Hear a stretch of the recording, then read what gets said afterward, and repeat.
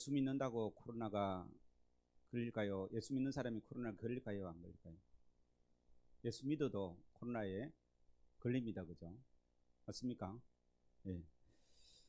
우리는 예수를 잘 믿으면 모든 일이 잘 풀리고 옳은 일이 닥치지 않을 줄 알지만 우리의 삶이 그렇게 간단하지가 않습니다. 예수 믿는 사람도 갑자기 인생에 무서운 폭풍이 휘몰아칠 수 있습니다. 그럴 때 우리는 기도도 하죠. 그죠? 그러나 아무런 응답이 없을 때가 있습니다.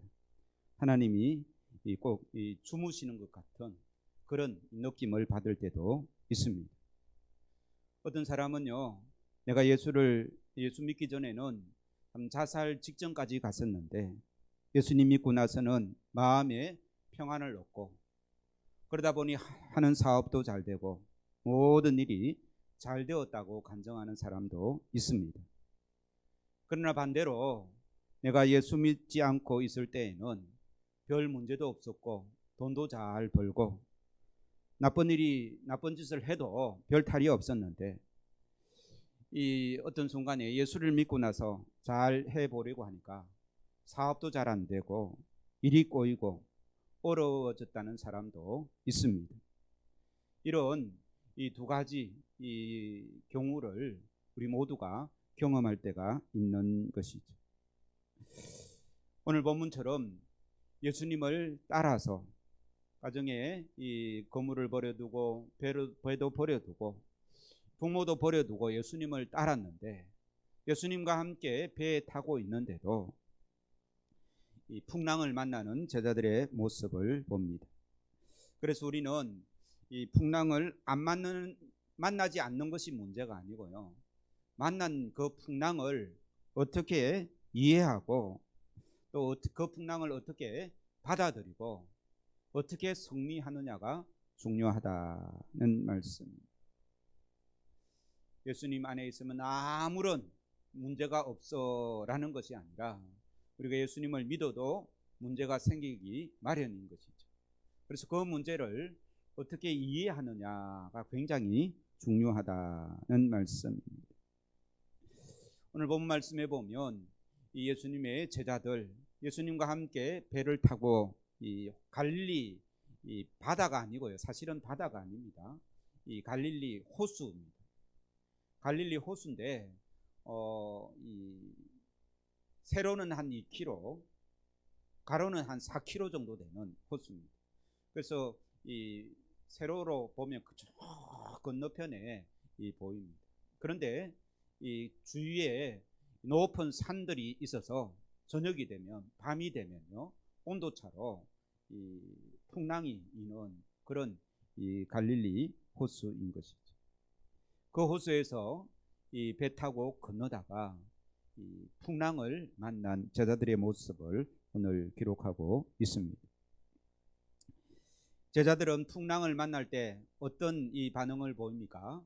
무서워했었습니다.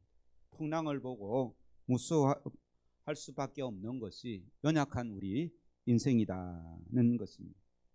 26절에 보시면 제자들은 무서워 마치 죽을 것 같은 그런 이 경험을 하게 됩니다. 25절이죠. 25절 같이 읽겠습니다. 시작.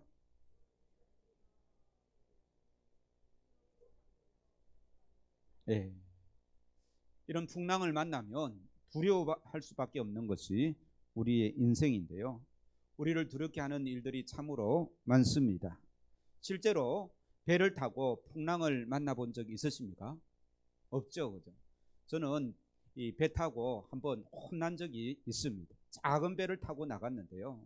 이 바람에 휩쓸려 가지고 노를 저어도 그 배를 제어할 수 없는 거예요. 그래서 바람에 물려 가지고 이 외해 그러니까 이 육지 근처가 아니라 저 멀리까지 떠내려갔던 기억이 있습니다. 그래서 그 배를 빌려준 사람이요 하도 배가 안 들어오니까 찾아 나와서 겨우 이제 육지로 도착했는데 이 잔잔할 때는 몰라도요 파도가 일렁이면 모두가 두려워할 수밖에 없는 것이죠.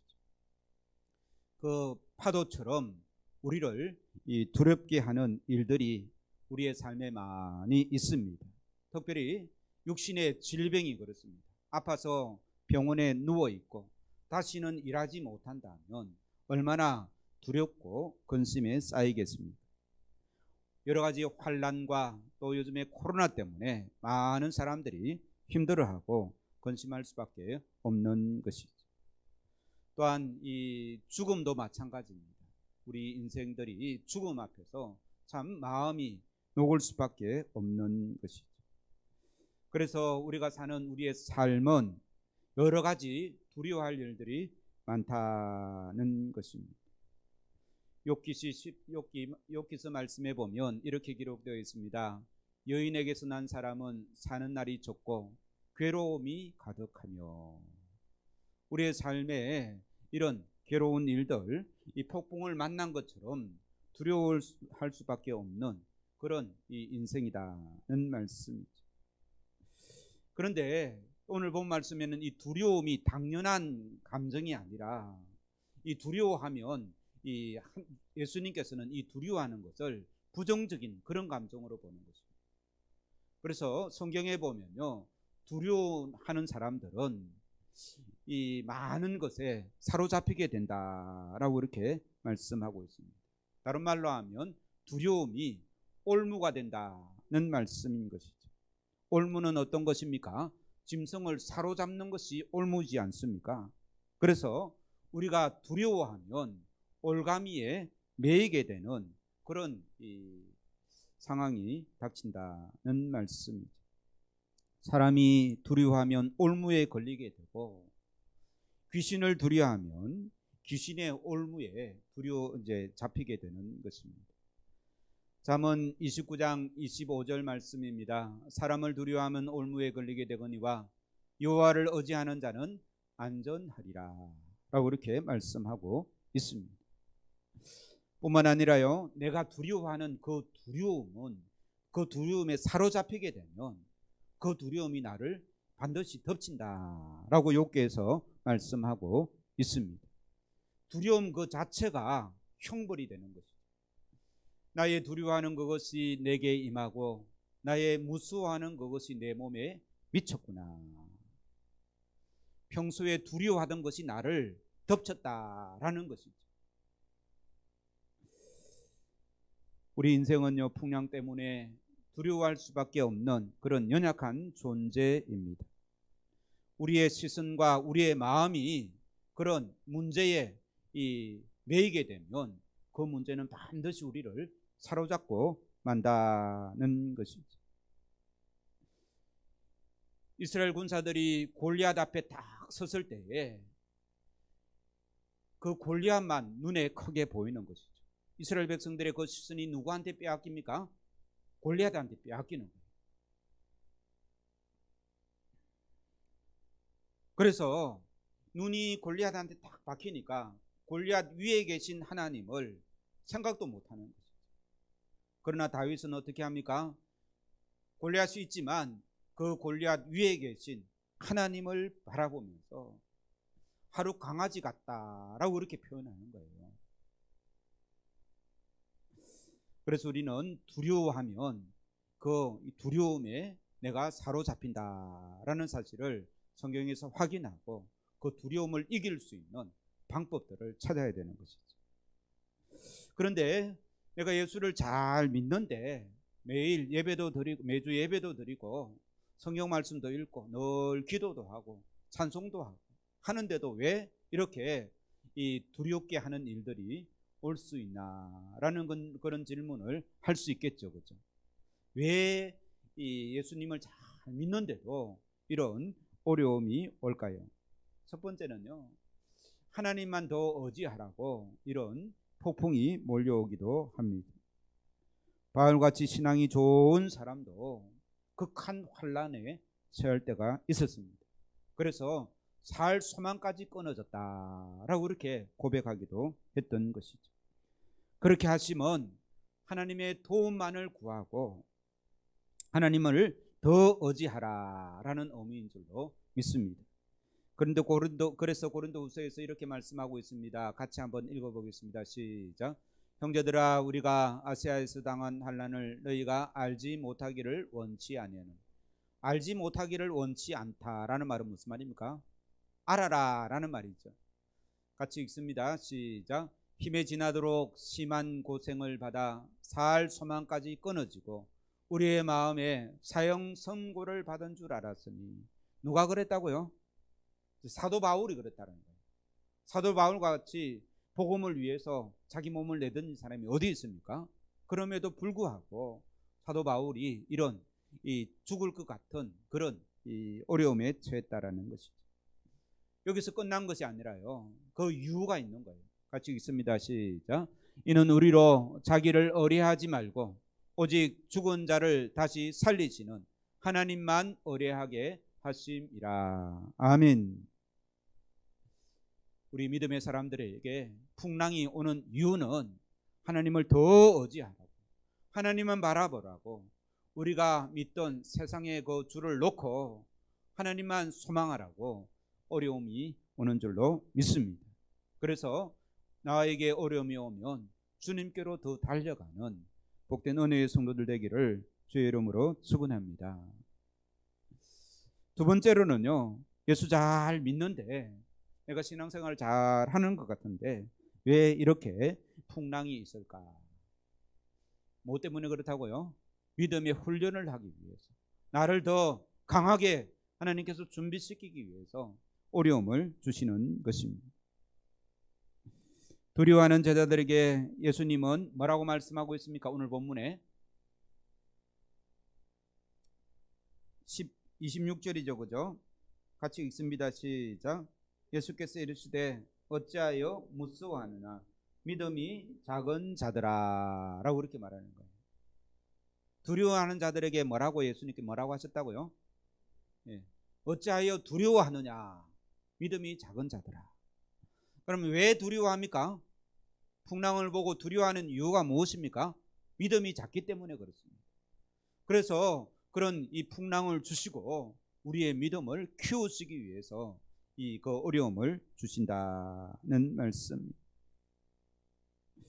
그래서 우리에게는요, 작은 믿음이 있고 큰 믿음이 있다라는 사실을 알게 되는 것이죠. 대부분의 사람들은 풍랑을 만나면 두려워합니다. 골리앗 앞에 서면 참 이 골리앗은 크게 보이고 자기는 작게 보이는 거예요. 그거는 믿음이 큰 사람입니까? 믿음이 작은 사람입니까? 믿음이 작은 사람이 그렇게 느낀다는 것이죠. 믿음의 큰 사람들은 그렇게 느끼지 않습니다. 시편 3편 6절입니다. 같이 읽습니다. 시작.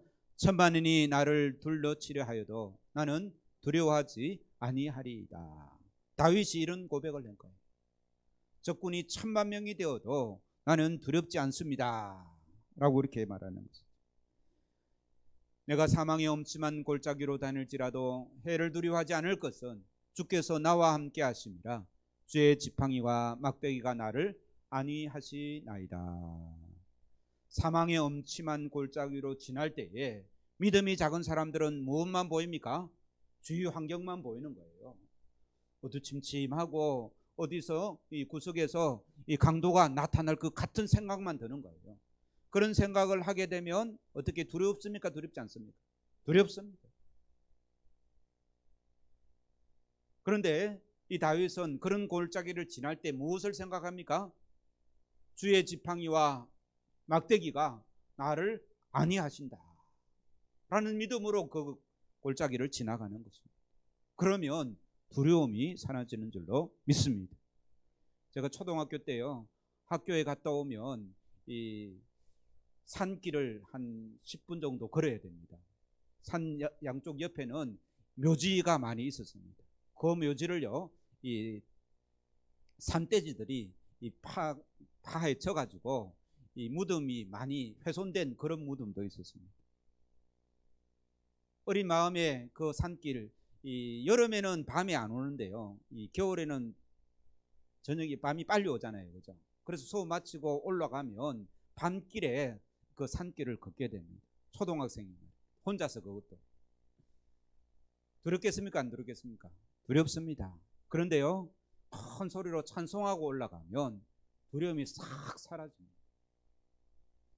환경은 우리를 두렵게 하여도 하나님만 바라보면 그 두려움이 사라지게 되는 것이죠. 이런 믿음을 이 어려움을 통해서 하나님께서 우리를 훈련하신다라는 말씀.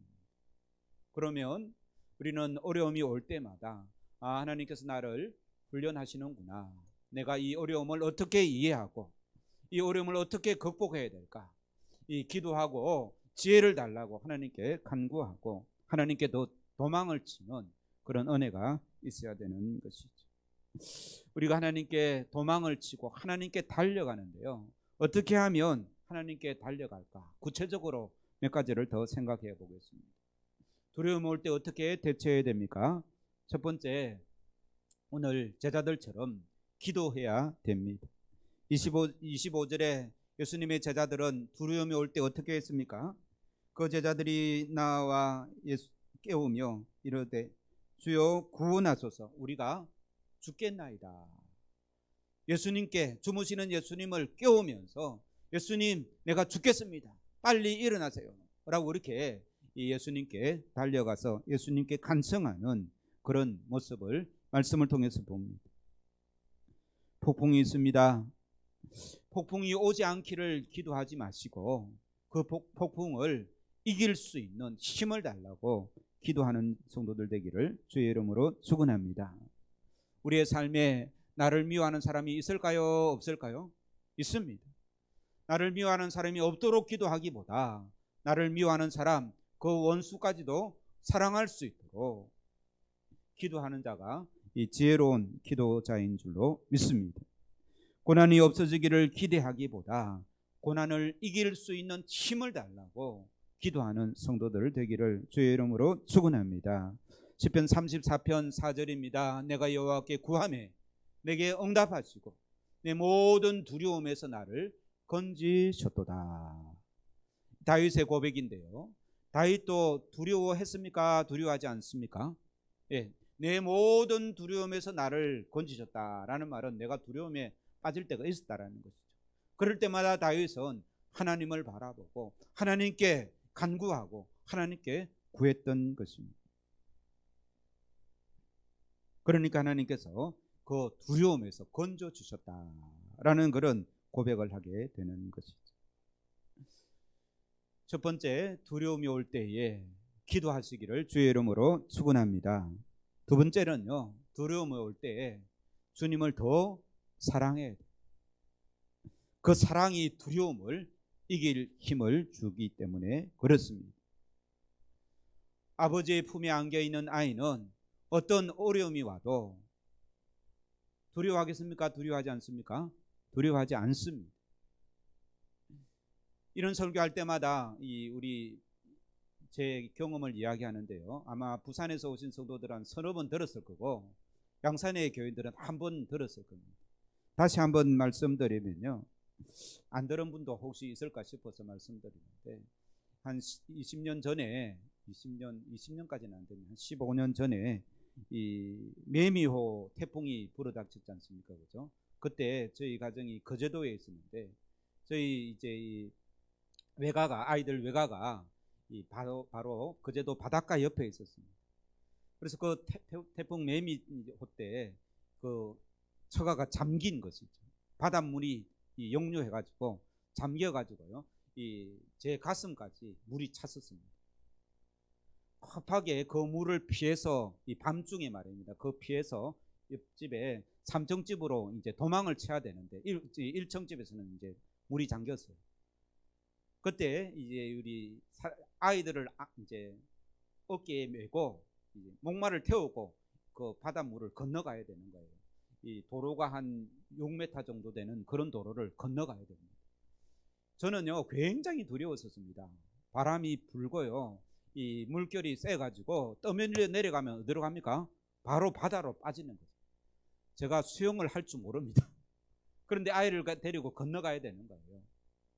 저는 굉장히 두려운 마음으로 이 첫째와 둘째를 건너놓고 이 마지막에 막내를 이제 제가 목마를 태우고 건너는데 막내가 그때 한 4살, 5살 정도 됐나? 그때 뭐라고 말했는 줄 아십니까? 이 목마를 태우고 건너가는데 저는 굉장히 무서워서 조심조심. 첫째 건널 때는 그래도 물이 많지 않았습니다. 한순간 물이 불어나는데 제 가슴까지 오니까 이 가슴까지 물이 차니까 제대로 걷지 못하잖아요. 그죠? 몸이 뜨지 않습니까? 그죠? 몸이 뜨는 순간 휩쓸려 내려가는 거예요.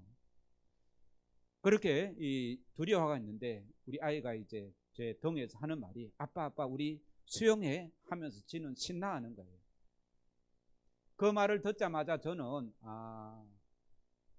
어린 아이는 아빠와 같이 있으니까 전혀 두려워하지 않는구나 라는 것을 깨닫고 저도 이제 그때 아이의 그 말을 듣고 마음이 놓이는 거예요. 하나님이 지켜주실 거야. 목사도 그렇다는 거예요.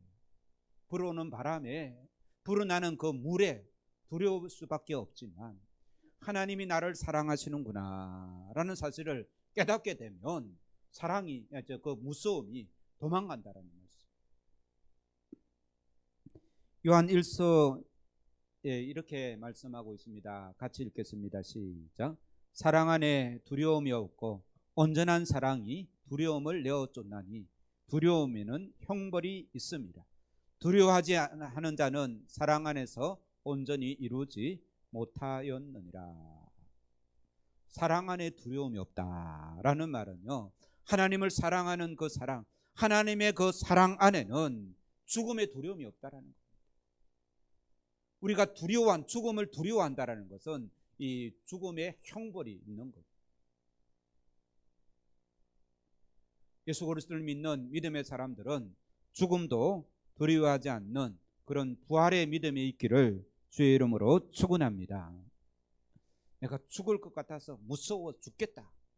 그 말은 사실은 믿음 있는 사람들에게는 맞지 않는 말인 것이죠. 그래서 사도 바울은 로마서 8장에서 이렇게 고백합니다. 같이 읽습니다. 시작. 내가 확신하노니 사망이나 생명이나 천사들이나 권세자들이나 현재일이나 장래일이나 능력이나 높음이나 깊음이나 다른 아무 피조물이라도 우리를 우리 주 그리스도 예수 안에 있는 하나님의 사랑에서 끊을 수 없느니라. 하나님의 사랑을 굳건하게 붙들고 있다면 두려움이 사라지는 줄로 믿습니다. 두려움이 올 때 더 찬송하시기 바랍니다. 예수 그리스도 십자가를 더 바라보시기 바랍니다. 하나님이 나를 사랑하시는구나 라는 사실을 우리가 다시 한번 확인한다면 그 두려움을 이길 수 있는 것이죠. 그래서 우리는 두려움 올 때 기도하시고 하나님의 그 크신 사랑을 다시 한번 확인하고, 세 번째로 온전한 믿음, 큰 믿음이 되기를 더 기도해야 될 줄로 믿습니다. 폭풍이 닥치고 물이 배에 들어옵니다. 이러다 빠져 죽을 것 아닌가라는 그런 두렵습니다. 그때 예수님의 말씀으로 폭풍을 꾸짖습니다. 26절 하반절에 보면 바람과 바다를 꾸짖으시니 아주 잔잔하게 되거늘 이라고 말씀하고 있습니다. 예수님의 말씀의 능력이 그 바다를 잠잠케 하셨다는 말씀입니다. 우리는 그 예수님을 믿어야 합니다. 바람도 잠잠케 하시는 그 예수님의 능력을 믿는 그 믿음이 큰 믿음인 줄로 믿습니다. 주님은 반드시 우리가 당하는 환난을 해결하실 줄로 믿습니다. 분노하는 바다를 잠잠케 하신 주님이십니다. 주님이 주무시는 것 같아도 깨어 일어나 바람을 꾸짖을 줄로 믿는 복된 성도들 되기를 주의 이름으로 축원합니다. 응답이 없는 것 같아도 아직 때가 이를 뿐이지 반드시 하나님께서는 우리에게 함께 하시고 우리를 도우시고 우리를 성립케 하시는 줄로 믿습니다. 그래서 무서운 바람과 먹구름, 큰 파도가 예수님의 꾸짖는 순간 잠잠해졌다라는 오늘 말씀을 굳게 붙들고 있다면 나를 향하여 달려드는 그런 환난과 풍랑 같은 큰 어려움도 이길 수 있는 줄로 믿습니다. 내가 내 믿음이 크냐 작으냐가 문제지 내 믿음이 작아서가 문제지. 큰 믿음을 가지고 어려운 환난을 이겨내는 귀한 성도들 되기를 주의 이름으로 축원합니다. 로마서에서는요, 하나님을 믿는 믿음이 세상을 이긴다라고 이렇게 말씀합니다. 8장 33절 말씀인데요. 그들은 믿음으로 사자들의 입을 막기도 하며, 누구 이야기일까요? 다니엘 이야기입니다. 믿음의 사람 다니엘은 사자의 입을 막았다라고 말합니다. 불의 세력을 멸하기도 하며는 누굴까요? 예? 다니엘의 친구들. 연약한 가운데서 강하게 되기도 하며, 그들은 믿음으로 사는 사람들은 세상이 감당하지 못한다라고 이렇게 말씀하고 있는 것이죠.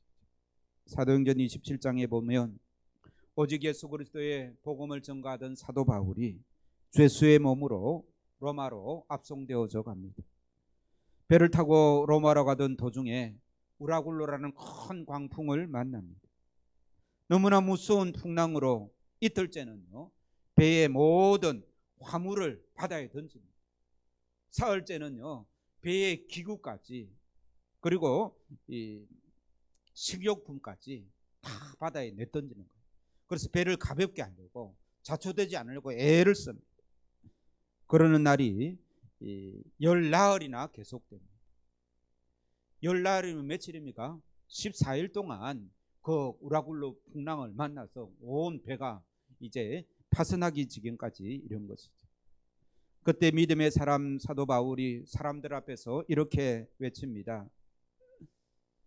여러분, 이 배는 파손할 것이지만 우리 가운데 단 한 사람도 물에 빠져 죽는 일이 없을 것이라고 주님께서 말씀하셨습니다. 그러니 여러분, 용기를 내십시오. 하나님께서 내게 말씀하신 그대로 행하실 것을 믿습니다 라고 큰 믿음을 가졌던 사도 바울이 말하고 있습니다. 그래서 여러분들은 오늘 말씀, 예수님께서 꾸짖으셨으니 이 바람과 파도도 순종하는 그 예수님의 말씀을 나에게 하시는 말씀으로 받는 복된 은혜가 있기를 주의 이름으로 축원합니다.